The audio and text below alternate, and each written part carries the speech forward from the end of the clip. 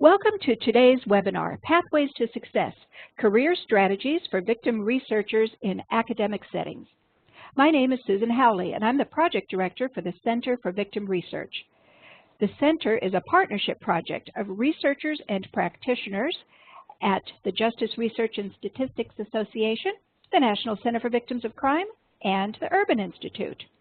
Our mission is to serve as a one-stop resource for victim service providers and researchers to connect and share knowledge to increase access to victim research and data and the utility of research and data collection to victim services nationwide. This webinar and all of the Center for Victim Research's activities are supported with funding from the Office for Victims of Crime at the Office of Justice Programs, U.S. Department of Justice. And now it is my great pleasure to welcome today's presenters, Dr. Christine Murray and Dr. Erica Payton, both from the University of North Carolina at Greensboro. Doctors, welcome. Thank you, Susan. Hi, everybody. My name is Christine Murray, and I work at the University of North Carolina at Greensboro as a professor in the counseling department. I also work with the Center for Victim Research as a consultant, and I'm very excited to be here with you for today's webinar. Erica? Yes, hello. Greetings to everyone. I'm also very excited for today's webinar. My name is Erica Payton, and I work at the University of North Carolina at Greensboro. I'm an assistant professor in the Department of Public Health Education. I'm starting my third year here at UNCG, and my area of research is community and firearm violence prevention. All right, thank you, Erica. So today in our webinar, we are going to be covering the following points. First of all, we will be looking at the importance of considering your professional identity as you're planning your career path. Then we'll talk about how to find or create a good fit for your professional home, how to make teamwork work for you throughout your career, as well as some tips for navigating the promotion and tenure requirements as a community-engaged researcher, which we know many victim researchers are. And we'll end with some keys to building a successful career as a community-engaged victim researcher. I did want to add a note here about the focus of our presentation. We know that there are a lot of different types of victim researchers, which is what we're going to be talking about today, including many in non-academic settings such as nonprofit organizations, as well as independent research consultants and researchers who are embedded in large victim service organizations. We also know that there are a number of practitioners who signed up for the webinar today. We hope that everyone here today will get some useful information out of our webinar, although our primary focus will be for researchers who are working in college and university settings, especially as we discuss some of the unique concerns that come up in those settings related to promotion and tenure requirements. Even if you're not directly working in an academic setting, we hope that the information will be relevant to you, as well as potentially help you to understand some of the demands that are faced if you work with research partners who are in these settings, even if that isn't you directly. So with that said, let's get started. We're going to start by considering the importance of understanding your professional identity as a foundation for planning your career path. Victim researchers are indeed a very diverse group. They represent many professional disciplines and study different forms of victimization. So there's not one clear career path for victim researchers, and researchers can even change how they view and describe their work as they progress throughout their careers. Of course, the Center for Victim Research aims to support victim researchers in bridging gaps between research and practice. There are two really important dimensions of researchers' identities that can impact how they view the integration and application of their research to practice. First is whether the topic of victimization is a primary or secondary focus of their research, and second, whether they're interested in more traditional research methods or in community-engaged research. And so today I invite you to take a little bit of time to consider how you would describe your own research identity within those dimensions. This chart here can be helpful for determining where your identity falls today, as well as how you might like it to evolve in the future in the victim research field. So we're going to start by taking a closer look at these two dimensions. But before we do that, I do want to remind you that there isn't a right or wrong way to approach your professional identity. Researchers from any of these 4 categories can play an important role in connecting research and practice in the areas of violence and victimization. However, understanding each category can help you to think through your current and future career plans, as well as the implications for the type of work that you do. So first, let's take a moment to think more about the distinctions between more traditional research and community-engaged research. Traditional research methods have long been considered the gold standard for publication and promotion and tenure decisions, especially within university settings. These approaches use rigorous methodological and analytical procedures to control for extraneous influences on research findings. In more traditional research, more airtight research designs and complex statistical analyses are highly valued, and these qualities support the internal validity of findings. In recent years, however, there's been growing attention to the fact that more traditional research methods can be limited in their application to real-world community and practice settings.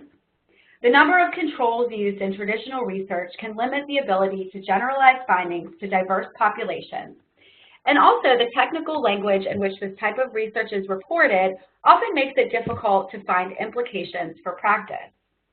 Therefore, there has been growing attention to community-engaged research, especially for those who are interested in bridging those gaps between research and practice.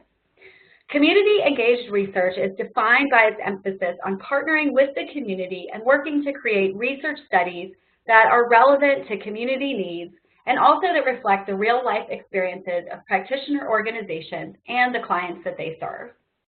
Now, although I've been describing traditional and community-engaged research as 2 different groups, it's more useful to think about this as falling on a continuum with different levels of engagement in the community with respect to the nature of the research, the types of final products that result from the studies, and how researchers' career pathways evolve over time.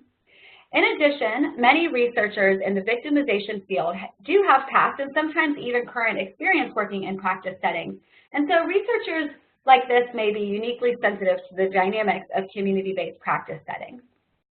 So as you consider your own career pathway, you'll likely find that your focus on community engagement might change over time. So take time to consider where you fall on this dimension today, as well as where you'd like your career to be in the future, especially if you're earlier in your career. If you're coming from a background that involves more traditional research training and experience, it's likely that you'll need to develop your skills for community-engaged research, as some of the best practices in traditional research can limit your success potentially in community-engaged partnerships. In contrast, if you're more experienced with community-engaged research, then a challenge may be describing your work to more traditional researchers who might question the rigor and value of your community-engaged work. Wherever you fall on this continuum, know that your work can hold value for practitioners in the community, especially as you consider ways to disseminate the findings of your work. So for a little interactive piece, let's get a sense of where people here fall on the webinar. So if you consider yourself to be more of a traditional researcher, could you go ahead and raise your hand? Okay, so it looks like we have just 1 or 2. What about those of you who consider yourself to be more community-engaged researchers? Go ahead and raise your hand. Okay, great. So good. So it looks like we've definitely got more community-engaged researchers here, which will be great, as you'll see in a few minutes as we get a little bit more in-depth into the webinar. So moving on to the second question of whether victimization research is really the central focus of your work or if it's a more central focus in your work. And so this is another area where researchers can really vary widely. Some researchers focus their work exclusively on the topic of victimization, but there are other researchers who might be more interested in other topics, and they focus on victimization as a secondary issue related to what they're most interested in. So, for example, you could consider a researcher who studies couple relationship satisfaction, and so intimate partner violence might be one of many relationship dynamics that that researcher considers in their work, but they may not necessarily consider themselves to be a victim researcher, primarily. So again, whether researchers make victimization a primary or secondary focus of their research, they can make valuable contributions to the victim research field. However, how central this focus is can certainly impact your career trajectory, such as the type of publication outlets that you'll pursue, the professional conferences that you'll attend, as well as your depth of knowledge on the subject. So again, to further see who's with us today, could you raise your hand if you consider victimization or victim research to be the primary focus of your work?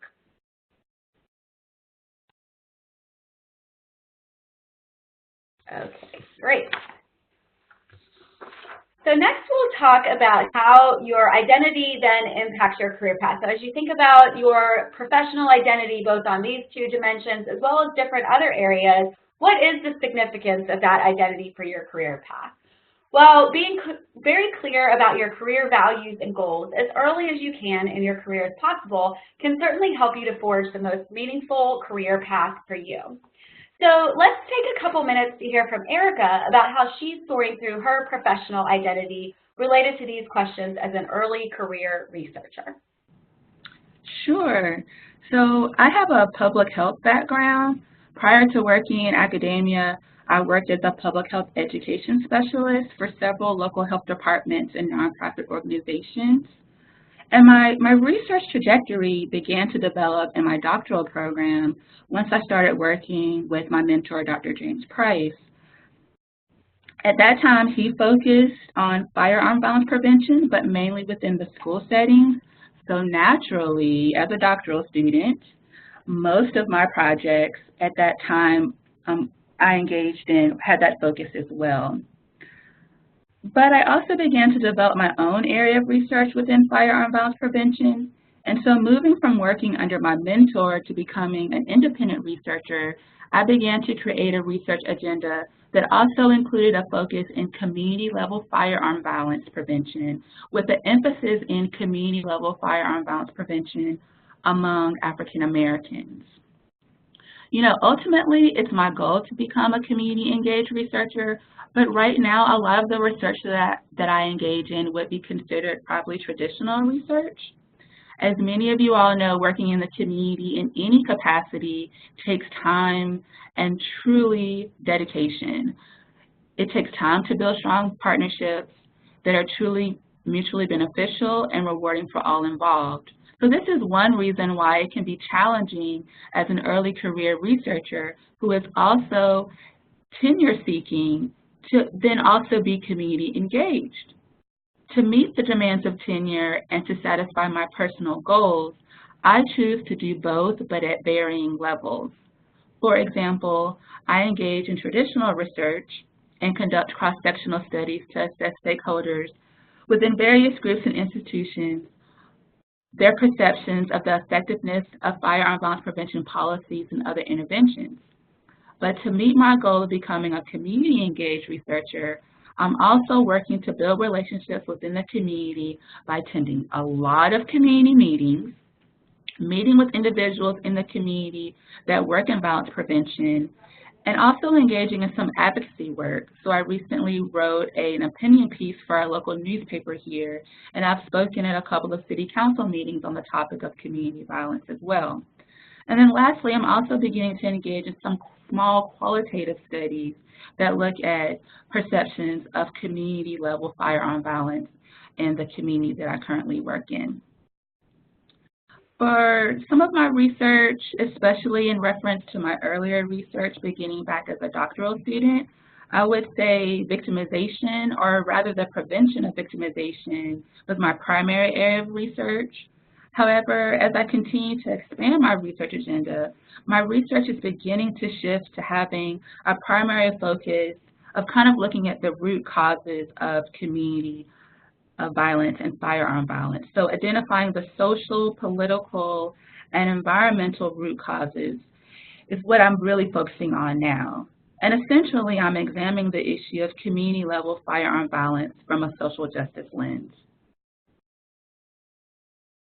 All right, great. Thanks, Erica. So I think that really shows how Erica's really thinking strategically about different aspects of her professional identity and then planning her early career strategies accordingly. And we'll touch on several of the points that she mentioned again later in the webinar.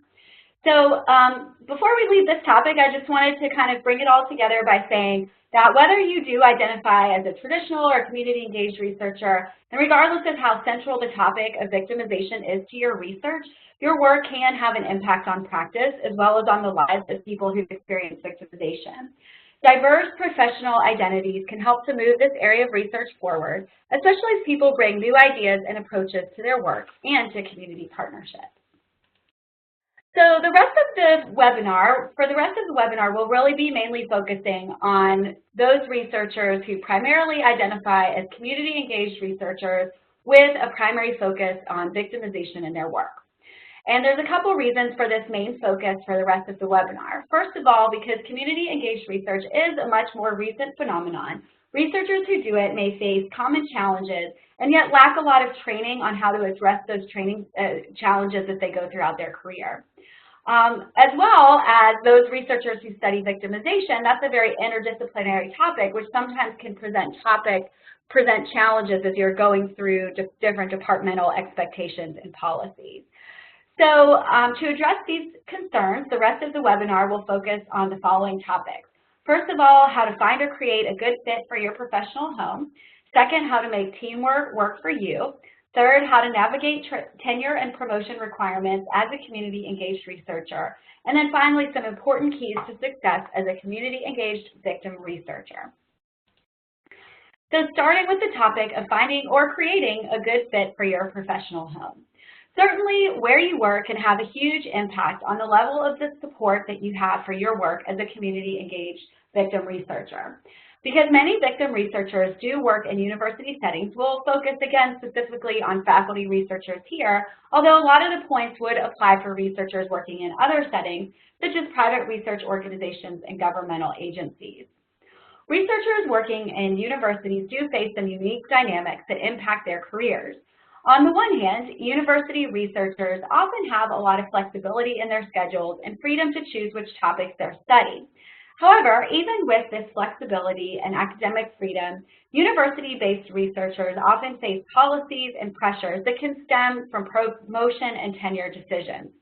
We'll discuss that topic in greater detail later in the webinar, but for now, we're going to consider some of the organizational influences on the careers of victim researchers who want to do community-engaged research working in a university setting.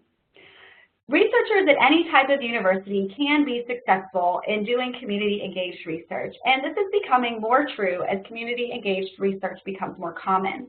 However, it's safe to say that the amount of institutional support that's available for community-engaged research at your university will have a big impact on the hurdles you may face in doing this type of work.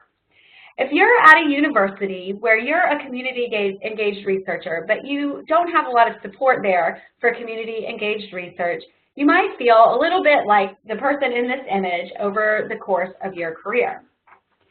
If you are somewhat alone in your pursuit of community-engaged research in a university that values more traditional research methods, you may feel like you're constantly pushing against a system that wasn't set up for someone like you.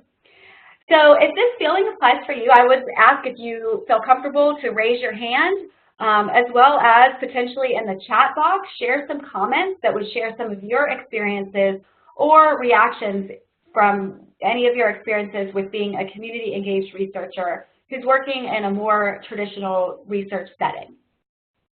Now, feeling this way certainly can be discouraging, but don't lose heart.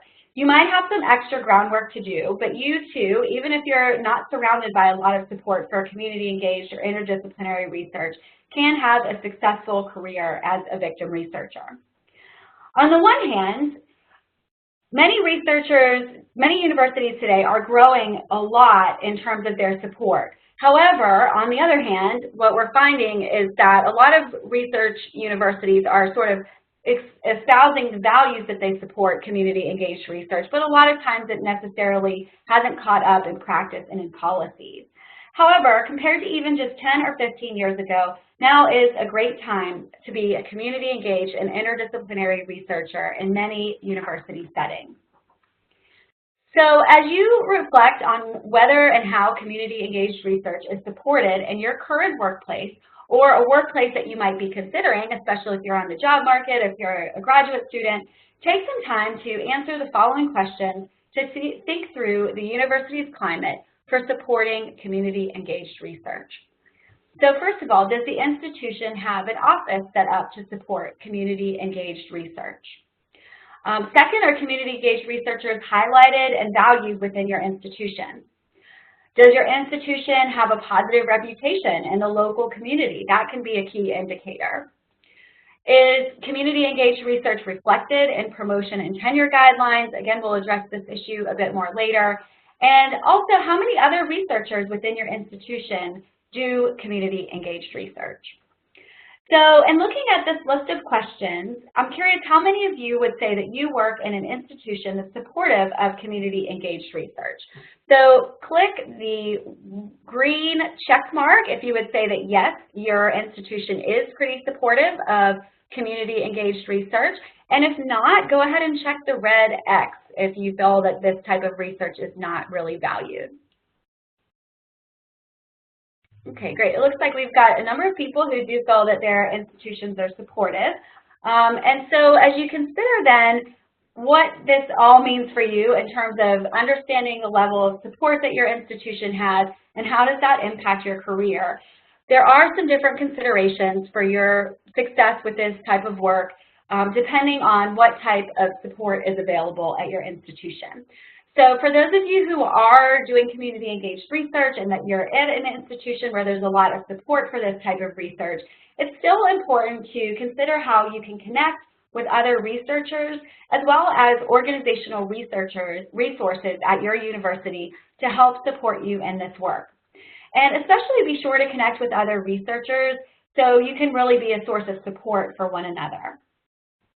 In addition, it's important to keep in mind that community partners often develop perceptions of universities as a whole, and they aren't necessarily sensitive to differences between different departments and units on your campus. And so therefore, if you're at an institution where there's different people doing different types of community-engaged research, but everybody's out of the loop with what the other people are doing, this could really reflect poorly on partners' impressions of the internal communication within your university. And so even if you're not working directly with other researchers who are involved in your local community, it is important to stay informed about what others are doing so that you can keep a unified presence in the community. Sometimes you also may need to do damage control too if some of your community partners may have past negative experiences with other researchers from your university. Now, if any of you are at an institution where there's really not a lot of support for community-engaged research, there still are strategies that you can use to be successful doing this type of work in that environment. So first of all, know that you still can have a successful career. So don't give up even if you really don't feel that there's a lot of support from the institution.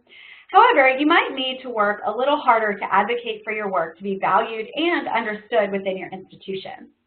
Most likely, even if there are limited formal supports for community-engaged research, you probably would find that there are other researchers who have a heart for community-based work. And so identifying and connecting with these kindred spirits will be one key to creating more support for your work in this area. You also may find it helpful to connect with colleagues and mentors at other universities who've worked to advocate for greater support for their own community-engaged and interdisciplinary research so that you can learn from their successes and challenges. So whether you work at an institution that provides much or little support for community-engaged researchers, it's important to consider how the unique climate at your university could impact your career trajectory. Next, we're going to look at the topic of making teamwork work for you. Of course, relationships are at the core of community-engaged research, and your success as a community-engaged researcher will have a lot to do with how you manage these relationships. Of course, the relationships with your community partners and different practitioners are of critical importance. However, it's also important to consider how to build strong internal relationships within your institution as you forge ahead with your career as a community-engaged victim researcher. As you consider how to build a successful career, think about building a strong team around you. A teamwork mentality is useful for several reasons. First, it highlights the importance of truly understanding the unique needs, strengths, and challenges faced by others. When you can understand others' perspectives in this way, you'll be in the best position to see how your community-engaged work can connect with meeting others' needs. And you then can frame the work you're doing to align with other priorities. As one example from my own work, in my academic department, historically more traditional forms of research and scholarship are valued. And I'll also add that my department also historically really values within the discipline scholarship and less focus on interdisciplinary research. However, most of my work is community engaged and interdisciplinary. And so one example I wanted to share with you today is a social media campaign that aims to end the stigma surrounding intimate partner violence. And this campaign is called the See the Triumph campaign, and you can find it online at seethetriumph.org. And it's based on a series of research studies with survivors of abusive relationships. But our dissemination strategy via social media was really unconventional for my department when we first started.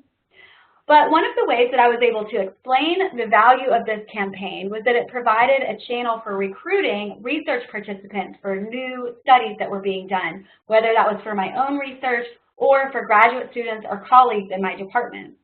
So therefore, although we did not certainly create this campaign because we had the goal of creating a research recruitment tool, we were able to explain the value of this work because it did connect it to a more traditional form of research that was being done in our department. So it's kind of about learning to speak their language and understanding what resonates with different people. So here's a list of a few people or different stakeholders who may be on your team with respect to building a successful career as a community-engaged victim researcher. And this doesn't include your community partners, and there's a previous webinar that we did around that specific topic that I would encourage you to check out in terms of thinking about researcher-practitioner partnerships. So for each of these different possible teammates or stakeholders, I'll describe a few possible ways to connect them with your community-engaged research to demonstrate its value to them. So first of all, with departmental and college or school level administrators. Department chairs and deans are charged with overseeing the daily operations of their units.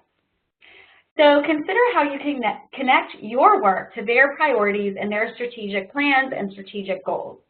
Common priorities among administrators at this level include supporting student learning, generating external funding, and fostering positive relationships among employees and across departments and units. Therefore, these administrators may be especially interested in your work if it creates learning opportunities for students, has potential to attract funding, and helps build collaborative relationships with colleagues. Upper-level university administrators share many of these same priorities as departmental administrators, but they also have a bigger picture view of the overall mission of the university.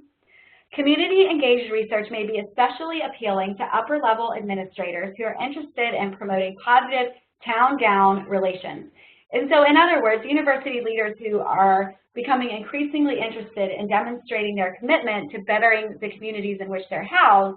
And so community-engaged research that you might be doing, and especially if it shows positive impacts on the community, can be especially appealing to administrators at this level. In terms of your departmental colleagues, certainly departments can differ widely with respect to how colleagues interact with one another. Some departments have very supportive colleagues and a supportive climate, whereas others, unfortunately, are characterized by competition and jealousy. Whether your department's climate is a positive one or a difficult one, it's likely that your colleagues will have the most favorable opinions of your work if they understand it, if they can see connections to their own work, and if they observe it creating benefits for your department. So you may need to make some extra effort to convince your departmental colleagues, especially those who are much more supportive of more traditional research, of the value of your work. And this can feel like a burden. However, it is important to remember that it's typically the departmental level that is most crucial for promotion and tenure decisions, so it is worth the time to make that effort. In terms of colleagues in other departments, if your own department isn't very receptive to community engaged or interdisciplinary research, You might find that some of your most important colleagues are in other disciplines at your university. And victim research, of course, is an inherently interdisciplinary area, so collaborations with colleagues in other departments might just be a very natural extension of your work. Finding like-minded colleagues in other departments could take some time, but it is worth the effort. And at some universities, networks where community-engaged researchers are being established to facilitate these partnerships. Some other steps that you could take if there aren't formal networks created to connect with other researchers might be asking colleagues for recommendations, searching your university's website, attending networking meetings, and also connecting with the research support offices on your campus. In terms of colleagues at other universities, although these people may not have as much of a direct impact on your career path or the decisions about your career or promotion, these relationships can be really valuable throughout your career, especially if you're doing work that maybe isn't fully supported within your own department or university. These colleagues and mentors can be really helpful in suggesting strategies that they've used to advocate for more support that you could potentially try at your own institution. Students also might be a unique part of your team as a community-engaged victim researcher. You, of course, have a unique opportunity to serve as a role model for your students. And a lot of times if your students see the ways that you're getting involved in the community and making a difference in the community, oftentimes your students will want to get involved in that work. And so to some extent, your students might end up being great collaborators in working with you. I know this is something that I've found to be true in the students that I've worked with over time, especially more and more are really expressing a real interest in getting involved in the community. So there's lots of great ways to involve students in different community-engaged research or community outreach. Also, be sure to think about different support offices on campus as part of your team. Learn about the resources on your campus that are available and get to know the different staff who are part of those different offices. And these offices might be able to help you locate potential funding opportunities, connect with other colleagues in different departments, build new community partnerships, and also connect your work to other initiatives on your campus. So to give some ideas for what this process of building your team might look like early in your career, let's hear from Erica again about how she's thinking about building a team to support her work at this early stage in her career. You know, I have really come to value the importance of having a team to work with. And this is something that also takes time.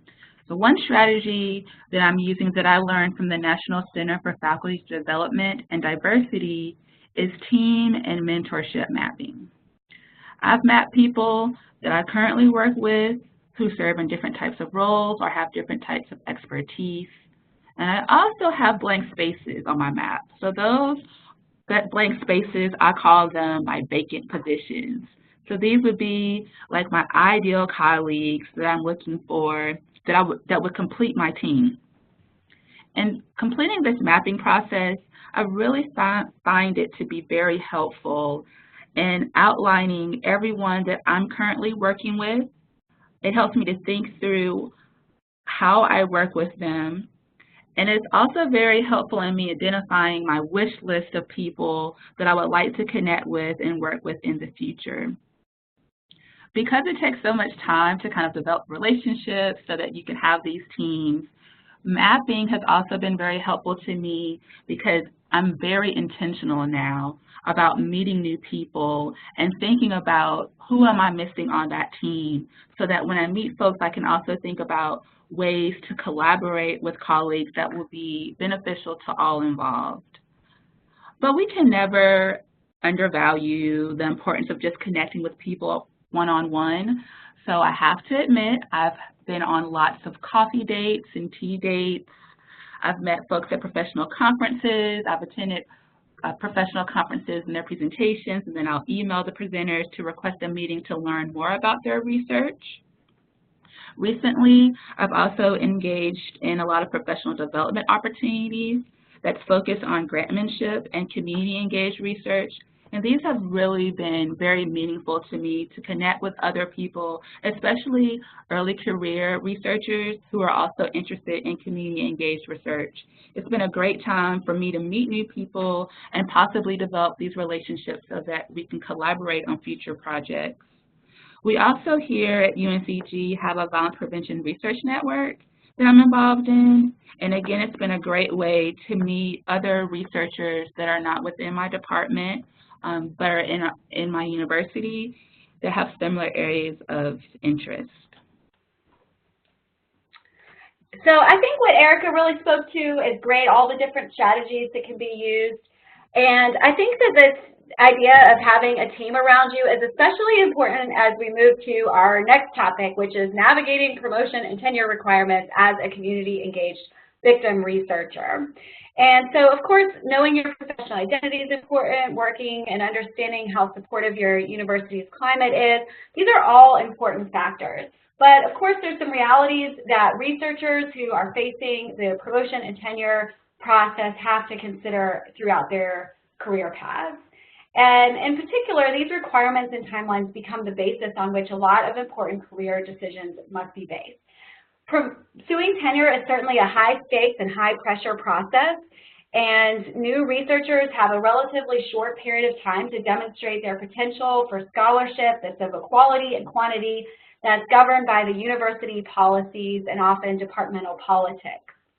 Also, even once you're promoted to an associate professor with tenure, the promotion to a full professor isn't typically as high stakes, but it's certainly an important career milestone for many people.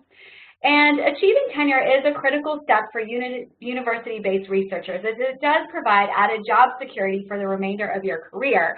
And in fact, this security can really help researchers engage in much more innovative and practice-focused research for years to come. So one of the first things that researchers who are pursuing tenure can keep in mind is that achieving tenure is certainly, if you're in a tenure line position, worth the pressure that comes with it. And you may need to make some short-term sacrifices prior to earning tenure, but you'll be rewarded with greater academic freedom and the less sense of time pressure on the other side. So in this section, we're going to discuss some useful strategies to consider as you navigate promotion and tenure decisions as a community-engaged victim researcher. So there is growing recognition from top university administrators and many institutions about the importance of community-engaged research. However, a lot of times there's a real value placed on this, but it may not necessarily be embedded yet into policies and decisions regarding promotion and tenure. So in fact, these findings from researcher Marrero and colleagues, they recently surveyed faculty members at some different universities to learn how community-engaged research is valued in promotion and tenure decisions. And in fact, just over 1/3 of the faculty surveyed indicated that this type of research was valued and rewarded in promotion and tenure decisions at their universities. And only 20% of faculty who they surveyed indicated that community-engaged research was formally included in promotion and tenure policies and procedures. And the open-ended feedback that they got also shed light on the topic. So for example, one faculty member who participated in the research said, "My school prefers more basic research, even though I do community-engaged scholarship with publications. I was told by our Dean of Research that my research doesn't count as highly." So the pressures really can be real for people. Unfortunately, for many faculty, there are some risks to really being engaged in community-engaged research right away, pre-tenure. So it's important for researchers who do this type of work or who want to do this type of work to really take the time to understand how their institution views community-engaged scholarship as well as interdisciplinary scholarship within the promotion and tenure policies and decision-making. However, again, because this is a new area, you can expect that you'll possibly hear some inconsistent messages. So you may hear from some people, certainly this is valued, and then from other people you may find to be getting different information. And so that's why it can be very important to go beyond formal policies and really speak with more experienced faculty, particularly those who may be voting on you or who may be in decision-making positions, to find out their views and understand their thoughts on community engaged scholarship. So let's hear again briefly from Erica to see some of the steps she's taken as a newer faculty member to learn about how these issues might impact her promotion and tenure process. So there are a few things that I'm currently doing. First, I meet with my department chair, and I try to meet with her as much as possible. I work hard to make sure to share with her the projects that I'm engaged in, and I like to check in to make sure that this is something that would be perceived as in line with the work that I need to do or should be doing to earn tenure. I also share with her, or I have shared with her, my research goals, and we look at our P&T documents and discuss how to best align my research goals with P&T requirements. From there, a lot of our discussions lead to how to time certain projects so that I have enough scholarly activities that would be perceived favorable by the P&T committee. I've also identified at least one mentor within my department and one mentor outside of my department that is a community engaged scholar. And they also work with me on how to describe the community engaged work that I'm currently doing and would like to do in the future so that it's received favorably from my colleagues and is articulated well in any of my documents. So we have annual reviews here, but also my P&T documents as well. And then I also continue to attend workshops or professional development opportunities offered on campus and in conjunction with our university's Institute for Community and Economic Engagement that discusses community engaged research. So for example, recently our university just had a workshop on how to document community engaged activities. So to carry this discussion a little bit further, we're going to talk about a couple of possible strategies to plan community engaged research within your promotion and tenure timeline. So there's a lot of different approaches, and again, there's not a right or wrong answer, but it's important to be intentional about your decisions with your community engaged research prior to promotion and tenure decision. In particular, the reality is that community engaged research just really can be very time consuming, and when you're pre-tenure and pre-promotion, you really have to think carefully about your timeline and what that might mean for your community engaged work. So one possible strategy is to consider possibly minimizing your involvement in community engaged work until after tenure. And historically, this is what a lot of people have been advised to do, to really wait and do that work.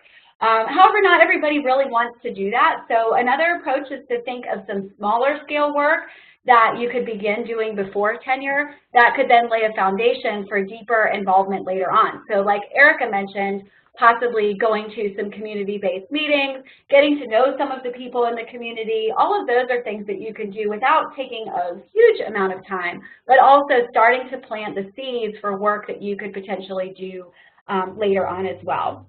And sometimes this can feel kind of uncomfortable to have some, to make these sorts of sacrifices if you really are interested in doing this type of work.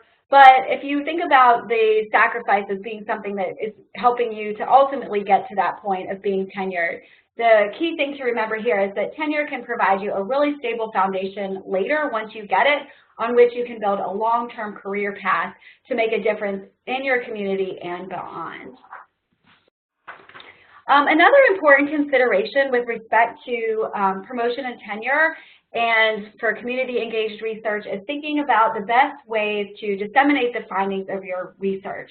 Obviously, if you're in a more traditional oriented research department, it's important to be mindful of requirements, potentially for publishing in top tier journals, more rigorous research methods, but oftentimes this doesn't necessarily apply to community engaged research. So one strategy to consider is really balancing your community-engaged publications with more traditional publications.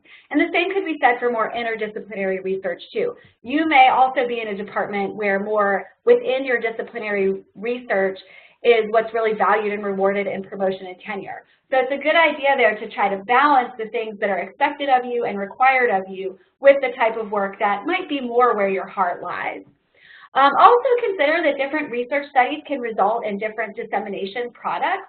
So in addition to publishing in a more peer-reviewed, top-tier journals, more rigorous types of scholarship dissemination processes. There's a lot of practitioner-oriented channels that potentially could be used as well, like email, social media, blogging, more traditional media, town hall meetings, white papers, practice and policy reports. So it's good to think about potentially disseminating the same findings in different strategies. And again, the more practitioner-oriented channels, they may not necessarily count in a more traditional way towards your research quota, I guess, for promotion and tenure, but they could still be helpful for, again, planting those seeds for your more community-engaged research. Another important consideration if you are trying to document community-engaged research in terms of your promotion and tenure application is to keep in mind that promotion and tenure reviewers might question the quality of this type of research, especially if they're not familiar with it. So it's important to articulate the quality of that research and really situate it within the context of best practices in community-engaged research, so you can show the validity and the value of this form of research. So some of the ways that Callison and colleagues suggested documenting the quality of community-engaged research included demonstrating that it had clear goals, it used meaningful methods, produced meaningful results. You want to make sure the results are presented effectively, and that it does reflect your disciplinary expertise as well as best practices within the community-engaged scholarship literature. So moving on a bit from the promotion and tenure topic, we want to wrap things up with this webinar with some keys to a successful career as a community-engaged victim researcher working in a university setting. And of course, again, promotion and tenure is really just one piece of that, but it certainly is a major concern for many researchers, especially earlier in their career, as well as for graduate students. At different points in your career, though, more practice-oriented work and research that's really connected to and engaged in practice can be very meaningful and rewarding for you. And you do have a lot of opportunities to work in relationship with others, as well as make a difference in the field. So just to wrap things up with a few key bullet points for ways that you can think about building a long and successful career as a community-engaged researcher, and in particular in a university setting, but much of this applies outside of university settings as well. So first of all, try your best to align the work that you do with the most pressing needs in your community. And again, the more that you're really connected to the different community partners, the more you'll be able to draw upon them to understand what those needs are. Second, keep learning, keep growing in your skills and your knowledge so that you can continue to advance in your community-engaged research.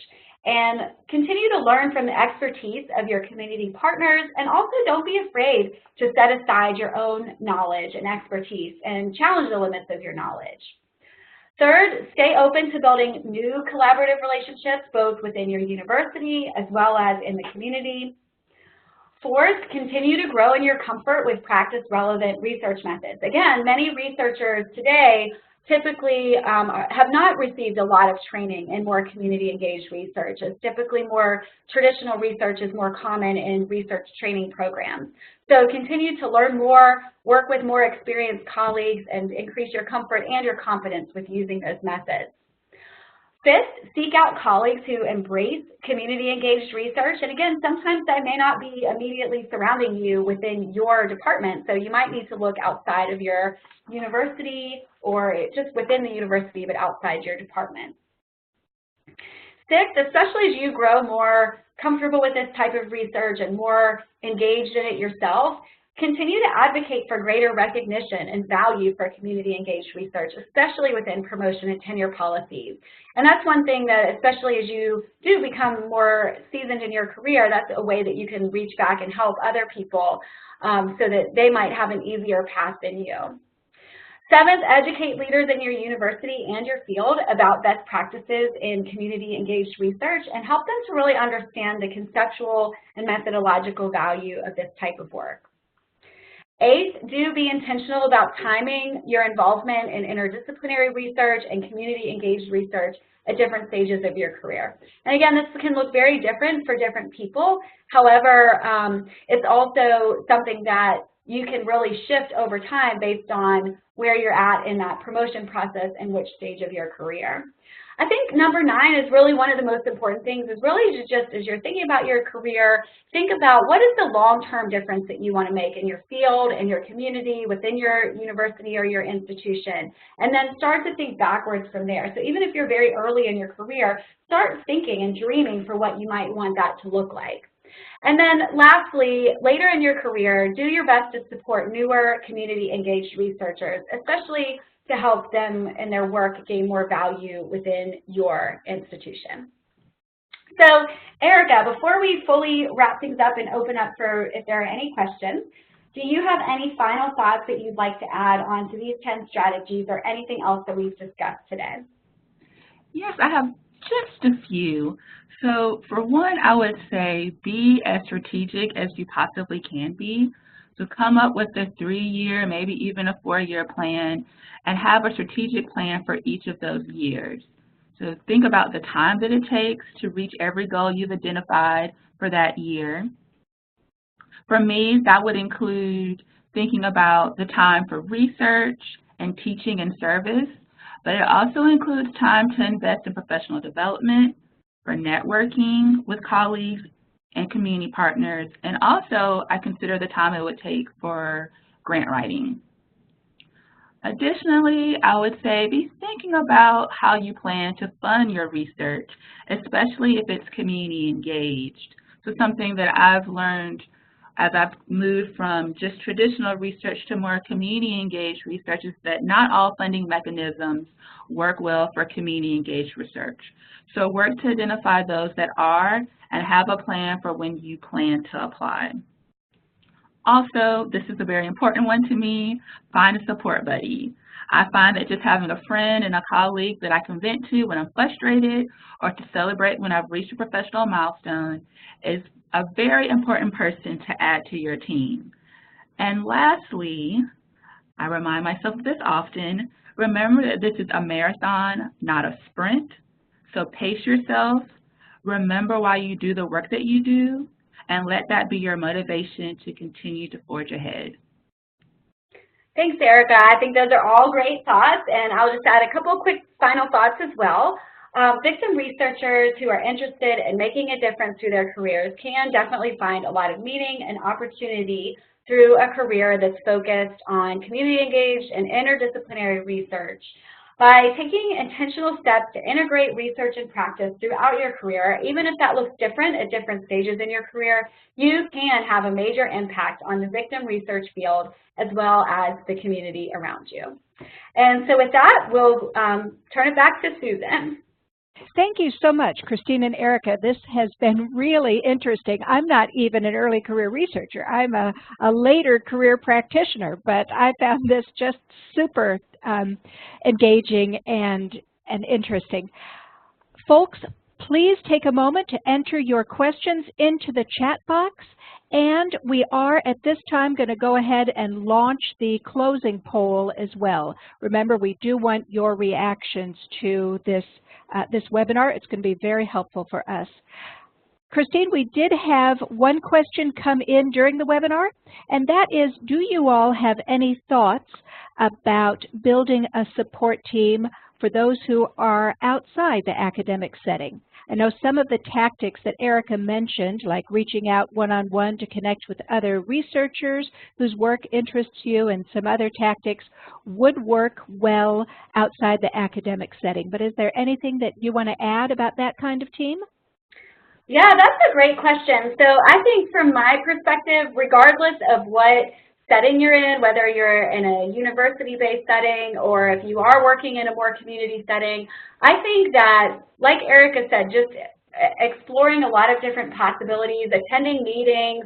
I think that one of the important things to keep in mind that I've really seen is that not every potential partnership is going to grow into a long-term partnership or a really lasting collaboration, but a lot of times they do. And oftentimes you can't always tell in the very early stages which of those partnerships are going to grow into something that's long-term and lasting and it's really fruitful and mutually beneficial for everybody's career. So I think the more that you go to different, think about really, because everybody has limited time too, so I think that if you can be intentional about the different places that you go to, if you're going to meetings in the community and getting to know people, go for coffee, or different ways that you can get to know people on that more one-to-one basis, and really just throw out a lot of different possibilities and see which collaborations really stick. And I would add, kind of as a backdrop to that, I think that the more people know you and the more that they trust you and see that you are truly invested in the work, the more they're going to be interested in collaborating with you. And it may not be today, it may not be tomorrow. Sometimes those partnerships don't necessarily even come up for 5 or even 10 years, but really just planting those seeds and being intentional about connecting with people, I think, is important in any possible setting. That's great. Erica, anything to add? Yeah, I just have one more thing to add. So in addition to kind of looking at folks who might be locally, so looking for interdisciplinary networks in your area or coalitions that are already in the community, you can also look maybe nationally or globally and look for online groups through social media. I know on Facebook there are a couple of really good Facebook groups for folks who are interested in research at their early career level. It's a really great support group, but also you can develop, you can learn about different people's interests, and sometimes that can end up meeting at a conference. So now the online platform has now become face-to-face, and I think it's just a really fun and creative way to expand your network of folks that you may want to work with and collaborate with. That's great. Thank you both. I don't see any other questions coming in. Folks, do remember to do the closing poll, and let's give a non-verbal round of applause to Christine and Erica. I guess we could do that by raising and lowering our hands up and down. Thank you so much. Any closing thoughts, Christine or Erica? No, I would say just be sure to connect with the other resources available from the Center for Victim Research, because they've got a lot of great tools, and especially around the collaborations between researchers and practitioners. Well, amen to that. Erica? Well, I just want to say thank you. I've also enjoyed participating in this webinar, and I look forward to connecting with some of the folks on this call later on. All right. Well, with that, we'll close the webinar. Thank you all very much, and stay in touch with the Center for Victim Research. Bye-bye.